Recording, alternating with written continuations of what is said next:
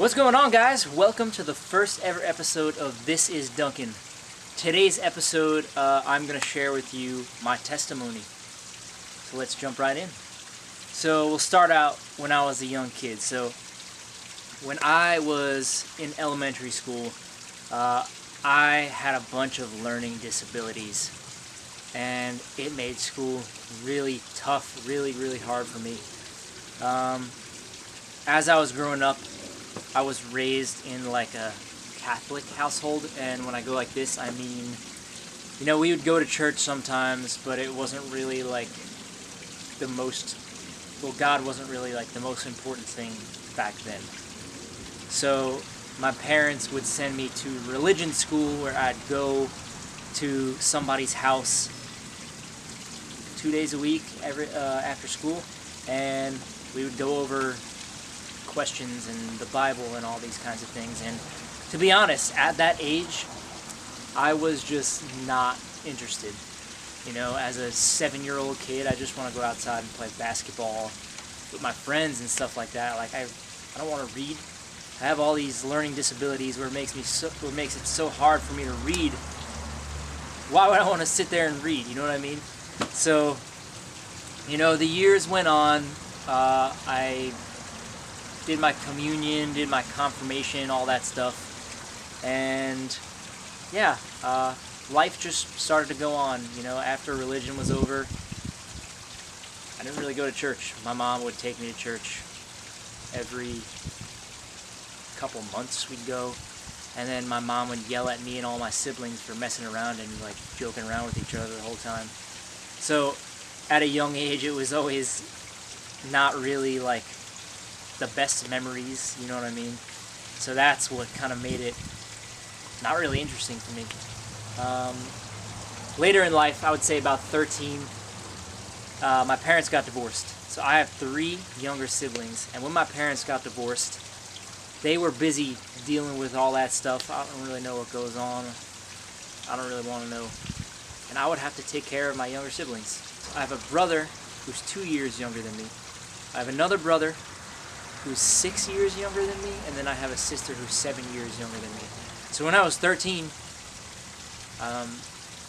they were all pretty young, you know what I mean? So I had to cook and help them get up for school in the morning and put them to bed at night and stuff like that. So I was kind of doing a lot of adult things, even from this young age.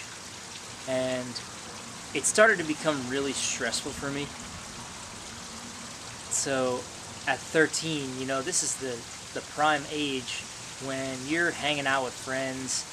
I'm starting to be interested in girls and everything like that, and I just want to hang out and be a kid, and I wasn't really able to do that, and that was pretty difficult for me. It was very stressful. At the same time, I was doing all these extra help classes because school was still a really difficult time for me. And yeah, all the way through high school, I would fail classes and have to go to school in the summer for these classes, and that was a pain for me, man. I would spend all year from September to June going to school, and then I would fail the class. I'd get 2 weeks off, and then I'd have to go right back to school for the whole summer. And that happened so many years, and that was so stressful for me. So these learning disabilities just make it so difficult, Now I'm 25, so I've grown a lot since I was in high school, and I've learned how to live with these learning disabilities. And things are really still not that easy, but we make it work. We just work extra hard to make things work. That's just how it's always been. So now let's fast forward. We're into high school now. I'm like 17, 18. This is where I don't really have the knowledge about Christianity or what being a Christian means or what a relationship with God is. But I start praying. I actually start praying every night. I just feel this. So like growing up as a Catholic, I know about God, but I don't really have that relationship. So about 17, 18, that's when that relationship is slowly starting to form. I start praying every night, and I just thank God for the things I have in my life, because I'm just so grateful. Uh, I've been blessed and have always understood what it means to be grateful. My parents taught me that from a young age, to be grateful for the things that you have. And I was starting to recognize that, like, these things that I have, this great life that I'm living, even though it's very difficult sometimes, God has blessed me with these things. And so as I start praying and praying every night, it would be a consistent thing. I was still struggling with anxiety, a little bit of depression, these learning disabilities. I was struggling with porn. That's a big, big struggle for, I don't want to speak for a lot of guys, but like most guys have like a porn addiction in a way, you know what I mean? It's toxic, man. It'll really mess you up. So I feel like that was the reason why my mind was struggling so much. I feel like porn just kind of screwed you up, I'm about 2 years sober from that now, and let me tell you, life is so much better without it. Good things come from God, and that definitely does not come from God. So if you're struggling, I would love to help you. So reach out to me on Instagram or TikTok or something, and we'll get started, helping you out. I'd love to be a part of you growing away from that. And definitely pray to God as well. God completely removed that desire from my life, and it's just so much better without it. So yeah, now let's fast forward a little bit. I'm in college now. I go to this college, a community college, for 2 years, and after those 2 years, I'm doing alright. I'm actually not really doing that bad. I go away to college, so I'm 20 now. I go away to college. I'm turning 21 in a couple months. I only started drinking when I was 20, so, once I went away to college, that's when I started to drink and party a lot and just, like, be a college kid. So I was drinking like 5 nights a week. I'm not like an alcoholic, but I was just being a college kid, drinking a lot, partying a lot. And I've always had this interest in my mind that I want to try smoking weed. So I sat on it for a little while. And then one day my roommate came to me. He's like, "Hey, let me know if you want to smoke weed." And I was like, "All right, yeah, I want to.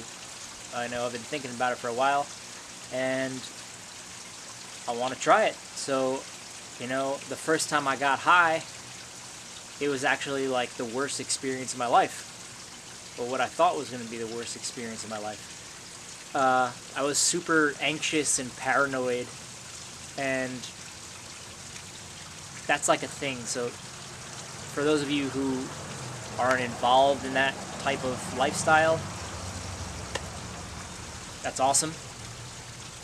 I'm not saying it's a good thing, but you get super anxious and paranoid sometimes. That's like a thing that happens. And I would get super anxious and paranoid, and then the next time I got high, it would be cool, it would be fine.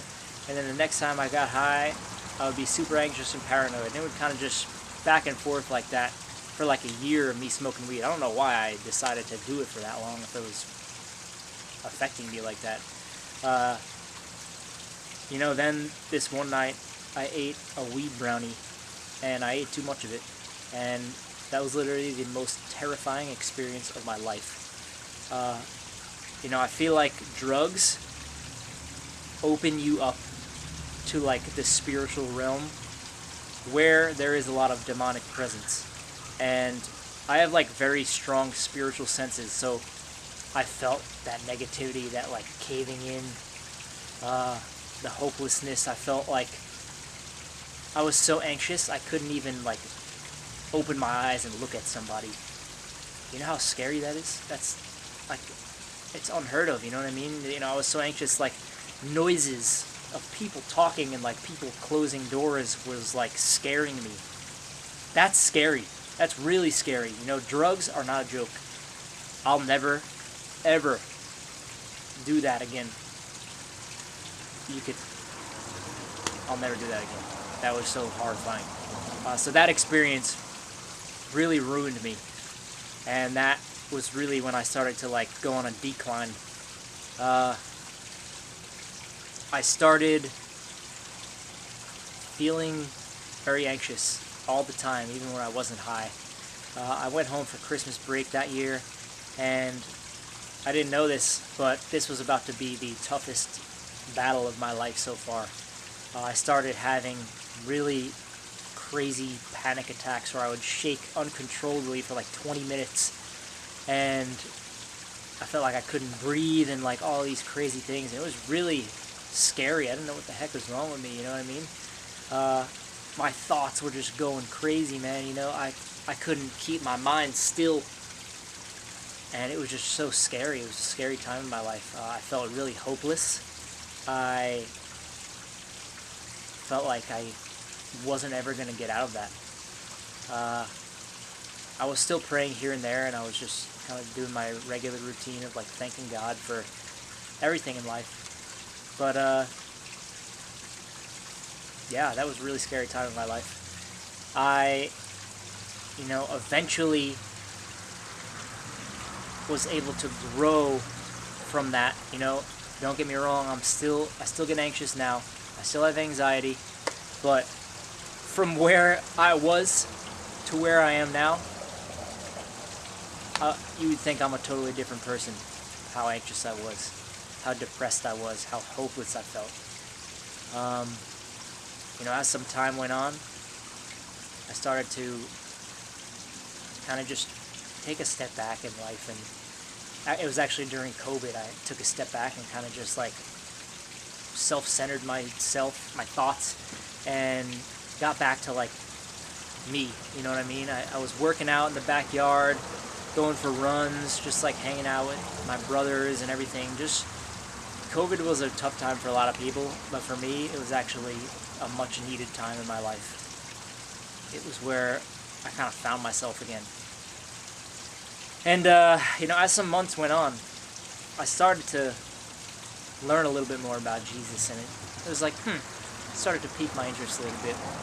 I saw this TikTok of this girl speaking about Jesus' love for us, and that really just like grabbed my heart, and I just became so interested in that, and how Jesus gives us peace and joy and love and everything like that. So I ended up hitting this girl up, and I'm like, I want to learn more about Jesus.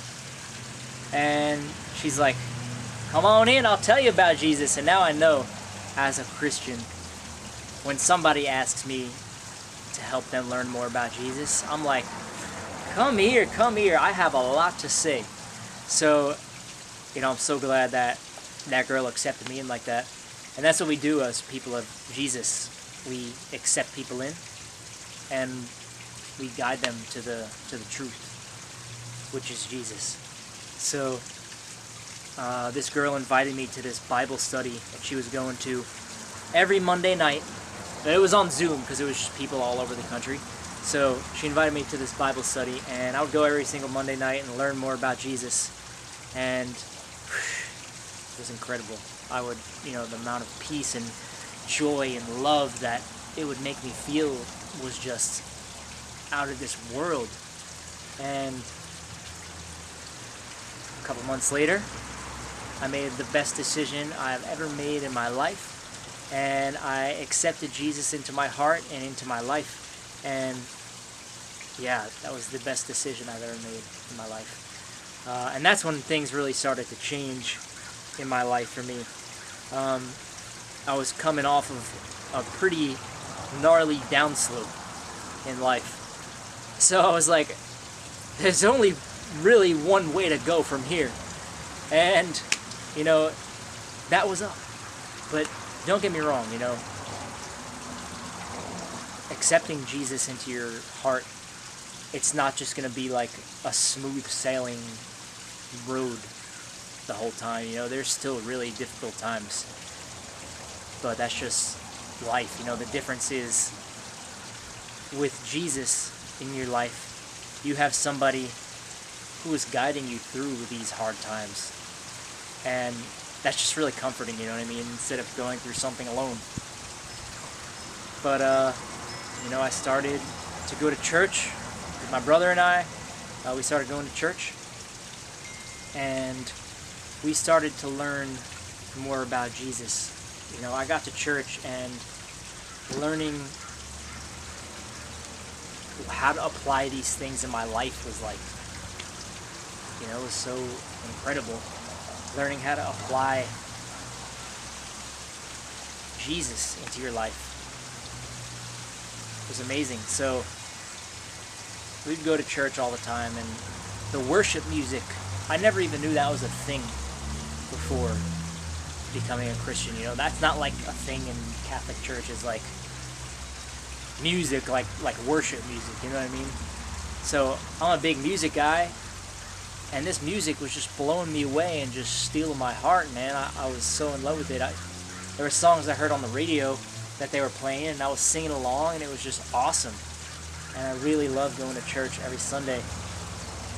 The worship is a huge part of it for me. And now, it's funny how it all comes in a full circle. Now I'm playing on the worship team today.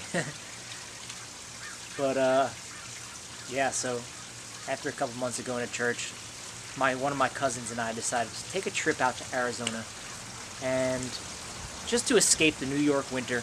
I'm living in New York still, and I just want to get out of the cold, man. So we get out to Arizona, and we're just hiking and enjoying nature and just having an amazing time, like eating tacos and having fun and just being outside, riding horses and stuff. And that's when I feel this calling on my life to move out west. And I'm like, that's interesting, So I pray about it, and after a lot of praying, God confirms to me that, yes, He wants me to move out west. And as soon as I get home from New York, I started looking for places to move to in Arizona. I just assumed it was Arizona because that is where I felt the calling. So that's where I started to look for places to live.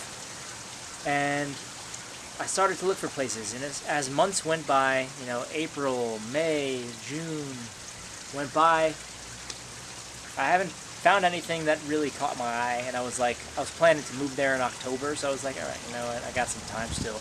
I'm kind of the type of guy that will just pick up and go. I'll just pack my bags and move the next week or two. So I'm not really worried about time. Kind of just doing this on my own time. Well, God's timing, of course. Then the month of July comes by, and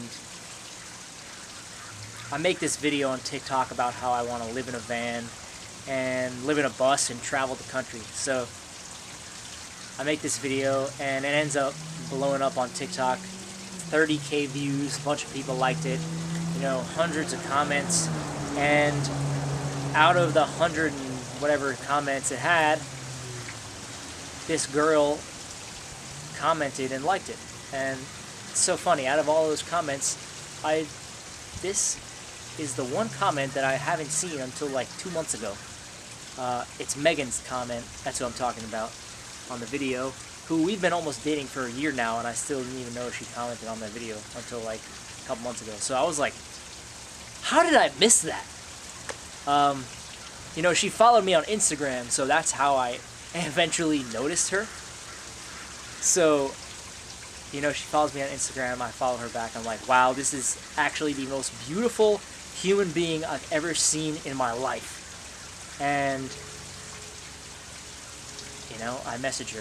I thought about messaging her, I'm like, do I want to be that guy? And after a solid 30 seconds of thinking about it, I was like, I need to message her.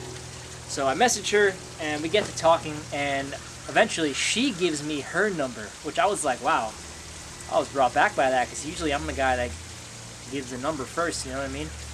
So we started talking, and then we started FaceTiming every single night 5-6 hours a night. You know, I'm living in New York, she's living in California, so the time difference is 3 hours. We're both staying up super late. Our sleep schedules are so off, and we're just talking to each other. We just are falling in love. We're just loving getting to know each other. After about a month of talking, she invited me to come out here to her house, which is funny because I'm sitting in her backyard right now. She invited me to come out to her house and stay a couple days and meet her for the first time. And I was like, I would love to, but I need to talk to my parents about that. And also I need to pray about that, because I don't know if her and her family are a bunch of crazy people. Like, I've never met them in person before. And spoiler alert, they are not a bunch of crazy people. They're like the sweetest people in the world. They've accepted me into their lives like I am their own family member, and I love them so much. Shout out to you guys. You guys are the best. And you have trust me enough to house sit for you while you guys are on vacation. So that's huge. That says a lot. So I pray about it, and the next morning my dad gives me the Southwest flight points, and I'm like, okay, all right. You know, I've never known anything about flight points, so I type it in, New York to California, on the website, the Southwest website, and guess what? This flight is gonna cost me a total of $11 after I type in those flight points, and I'm just like, are you joking right now? So that was a clear sign from God that he was like, you need to get yourself on a plane ASAP, buddy. So I was like, all right, I booked the flight right there. And about 2 weeks later, I'm heading out to California to meet the love of my life. So I hop on the plane. You know, I'm really nervous. 5.5 hours of flying.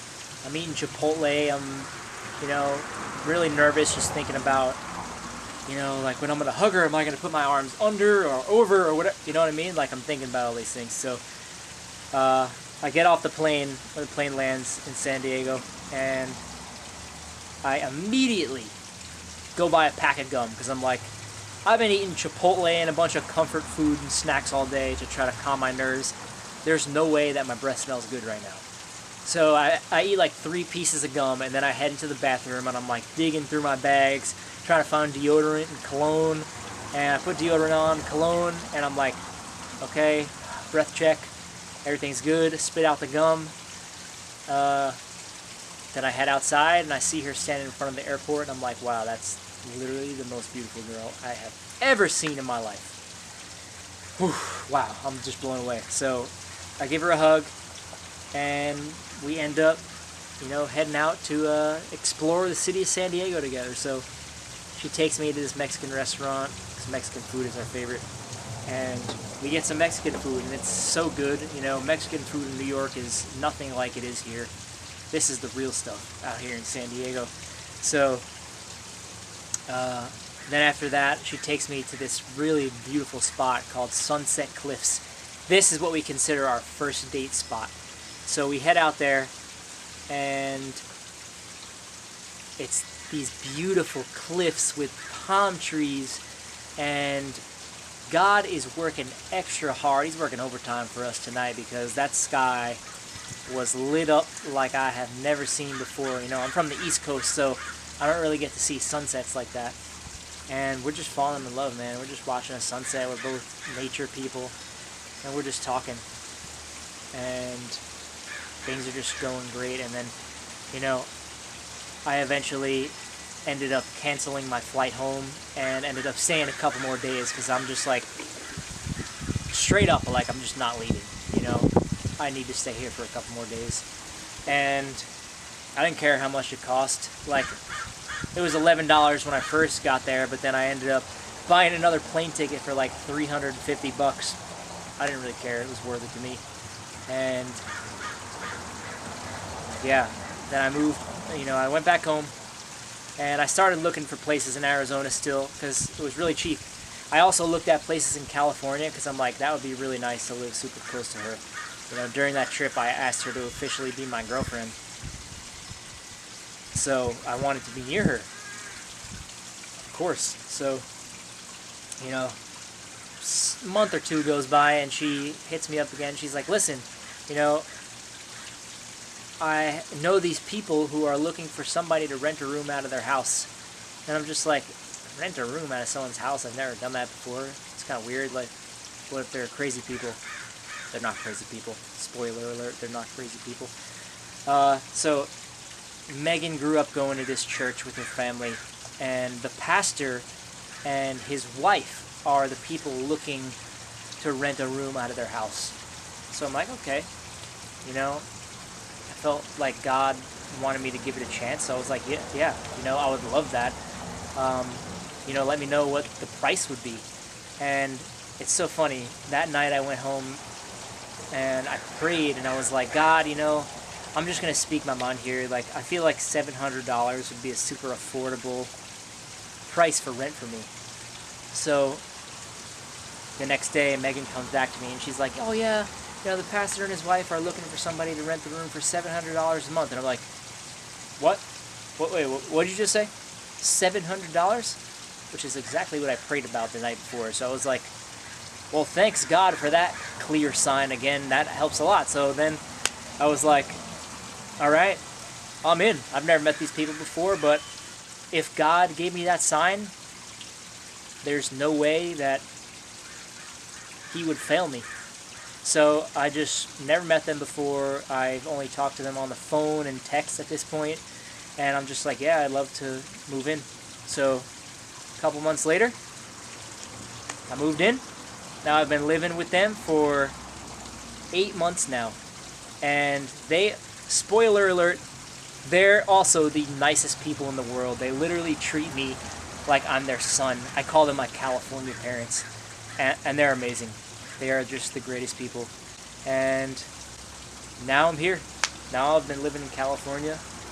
And I live 5 minutes away from the love of my life. I live with the two greatest people in the world, a pastor and his wife. And now God is everything in my life. God is at the center of my life. God's at the center of my relationship with Megan.